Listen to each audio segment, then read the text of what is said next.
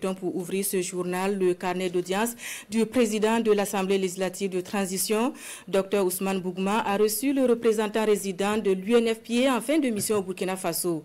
Il est allé donc faire ses adieux et surtout traduire sa gratitude au peuple burkinabé pour l'hospitalité et le soutien reçu pour la réussite de ces 3 années de mission au Burkina Faso. Pénédié Nianou pour le point.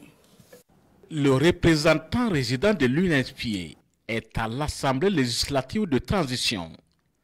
Alain Akwadji est allé faire ses adieux au président de l'ALT après 3 ans passés à la tête du Fonds des Nations Unies pour la population. Au cours de l'audience, il a également exprimé sa gratitude au peuple burkinabé pour son soutien dans la réussite de sa mission.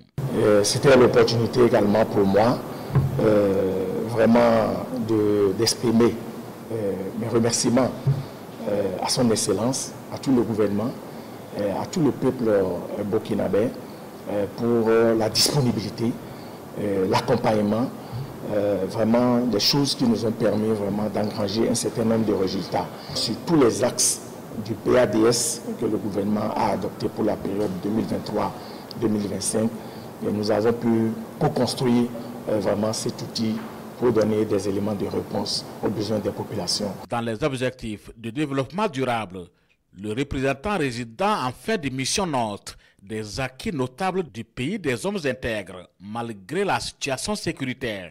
Burkina Faso, il est heureux de constater que le pays, en 3 ans, a eu à faire beaucoup d'avancées dans la perspective des objectifs de développement durable. Et malgré le contexte, malgré la situation, donc des investissements énormes continuent d'être faits en matière de santé sexuelle et de la reproduction.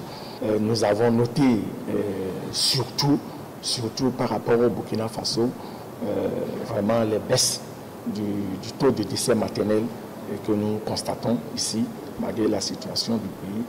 Et la gratuité pour les soins pour vraiment les mères, la mère et l'enfant, et le financement du budget de l'État pour vraiment la planification familiale.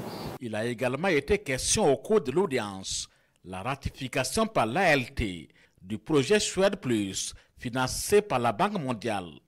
Un projet qui permet l'autonomisation des femmes et des filles dans l'atteinte du dividende démographique au Burkina Faso.